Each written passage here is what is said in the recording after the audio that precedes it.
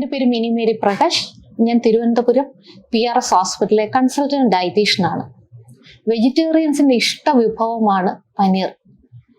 പ്രത്യേകിച്ച് ഹോട്ടലിലൊക്കെ പോയാൽ പലരും ഇഷ്ടപ്പെടുന്നത് പനീർ ടിക്കയും പനീർ ബട്ടർ മസാലയും കടയി പനീറും ഒക്കെയാണ്. പക്ഷെ ഈ അടുത്ത സമയത്ത് fresh and frozen paneer analogue എന്ന പേരിൽ ഒരു പാക്കറ്റിൽ നമുക്ക് ഈ സൂപ്പർ മാർക്കറ്റുകളിലൊക്കെ പോയി കഴിഞ്ഞാൽ പനീർ ലഭിക്കും.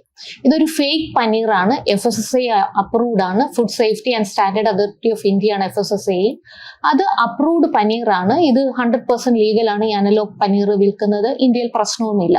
പക്ഷെ ഇതിന്റെ പ്രശ്നം എന്താന്ന് പറഞ്ഞാൽ ഗുണമൊന്നുമില്ല. കണ്ടാൽ പനീർ പോലെ ഇരിക്കും, ടേസ്റ്റും പനീർ പോലെ ഇരിക്കും. പക്ഷെ അത് പാലിൽ നിന്നല്ല ഈ പനീർ ഉണ്ടാക്കുന്നത്.